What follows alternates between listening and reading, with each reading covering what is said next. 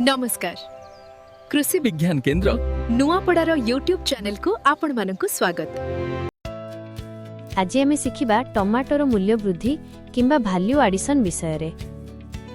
Tomato अमल समय रे उत्पादन अधिक हेले मध्य एहार दाम प्रायतः कम थाए एवं अनेक टमाटो नष्ट हो जाए। एही समस्यार समाधान पई टमाटोर मूल्य वृद्धि किंबा वैल्यू एडिशन करी सॉस और केचप प्रस्तुत करा जाय थाए। एहा द्वारा आपण माने टमाटो को दीर्घ समय पर्यंत संरक्षित रखी उचित मूल्य रे विक्रय करि परिबे। प्राय 6 रु 12 मास पर्यंत टमाटो सॉस केचप ठीक भाबरे रखा जाय परिबो, जहा कृषि आय और लाभ उभय को वृद्धि करे।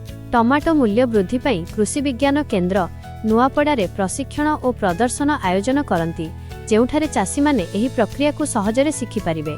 प्रथमे भल भाबरे पाचिथिबा नाली टमाटो गुडी को चयन करंतु। पचा किंबा खराब दाग लागिथिबा टमाटो व्यवहार करंतु नाही। सेगुडी को सफा जल रे भल भाबरे धोई दियंतु।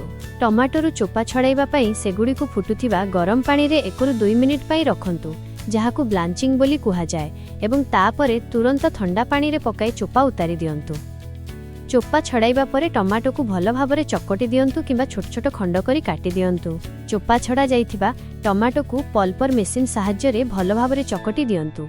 एहा परे एक छणा सहाय्य रे एहाकू छाणी नेई मंजी और अन्यान्य बळका अंश को अलगा करंतु। एही छणा जाइथिबा टमाटो रस बा पल्प ही सॉस किंबा केचप प्रस्तुति पई उपयोगी होइथाय। एक बड़ पात्र रे छणा जाइथिबा टमाटो रस को मध्यम आंच रे फुटांतु। फुटाइबा आरंभ रे आवश्यक चीनी रो 1/3 भाग मिसांतु। एहा परे एक छोट कपड़ा पुटुली रे सुखिला लंका, रसुण, पियाज, लवंग और अलैच भली मसला रखी बांधी दियंतु। एही मसला पुटुली को फुटुथिबा टमाटो रस रे बुड़ाई दियंतु एवं बळका चीनी और आवश्यक अनुसार लुण मिसांतु। एही मिश्रण को लगातार घांटु थांतु जेपर्यंत एहार परिमाण कमी 1/3 प्राय 3 भागरु 1 भाग न होई जाइछि। शेषरे खटा स्वाद पई एथिरे विनेगार किंबा लेंबु रस मिसांतु एवं अधिक दिन रखिबा पई अनुमोदित मात्रा रे सोडियम बेंजोएट व्यवहार करंतु। सॉस पैक करिबा पूर्वरु काच बोतल गुडी को भल भाबरे सफा करी जीवाणुमुक्त किंबा स्टेरिलाइज करि नियंतु। सॉस गरम थिबा अवस्था रे जहाकी प्राय 88 डिग्री सेल्सियस तापमात्रा रे बोतल रे भर्ती करंतु, जहा द्वारा विटामिन सुरक्षित रहे और रंग बजाय रहे। बोतल रे भर्ती करिबा परे ठिपी बंद करी एहाकू गरम पानी रे 15 रु 20 मिनिट पई रखी पास्चुराइज करंतु। साधारणतः को पास्चुराइज करिबा पई तापमात्रा 85 डिग्री सेल्सियस रु 95 डिग्री सेल्सियस भितरे रखा जाए। बोतल उपरे तयारी तारीख और अन्यान्य विवरणी थिबा लेबल लगांतु। एहीपरि भाबरे पैकेजिंग कले टमाटो सॉस केचप दीर्घदिन पर्यंत भल रही थाए। टमाटो सॉस और केचप प्रस्तुति माध्यम रे चाषींकर आय वृद्धि हुए। उन्नत मानर सॉस केचप बजार रे कंचा टमाटो तुलना रे अधिक दाम रे बिक्री हुए, जहा चाषींकर लाभ बढ़ाई थाए। एहा द्वारा बळका टमाटो नष्ट हुए नहीं एवं अभावी बिक्री जनित क्षतिरु रक्षा मिले। प्रस्तुत सॉस केचप को सुखिला, ठंडा एवं अंधार स्थान रे रखिले ताहा दीर्घदिन पर्यंत भल रही थाए।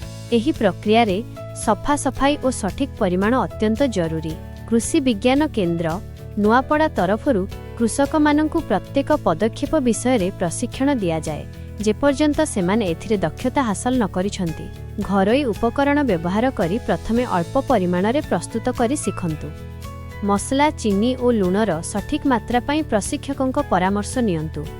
व्यवहृत उपकरण और बोतल गुडी को भल भाबरे धोई सफा रखंतु। पैकेजिंग परे कृषि विज्ञान केंद्र नुआपड़ा अधिकारी माने बजार सुविधा संपर्क रे परामर्श देबे, जहा चाषी को विक्रय रे सहयोग करिवो। सठिक पद्धति और जत्नर सह टमाटो सॉस केचप प्रस्तुति कले आपणक आय वृद्धि हेबो और उत्पाद नष्ट हेबा कमिबो। एही उपाय द्वारा बळका फसलर सदुपयोग करी आपण लाभवान होई परिबे। निज गाँरे बा निकटस्थ स्थानीय बजार रे एहार विक्रय आरंभ करंतु। एहा देखि गाँर अन्यान्य कृषक माने मध्य उत्साहित हेबे। कृषि विज्ञान केंद्र नुआपड़ा चाषी भाईंक उन्नति पई सर्वदा प्रतिश्रुतिबद्ध। उन्नत कृषि और वैषयिक ज्ञानकौशल पई आज ही आम सह जोगाजोग करंतु। अधिक तथ्य पई आम वेबसाइट www.kvknuapada.org विजिट करंतु। धन्यवाद।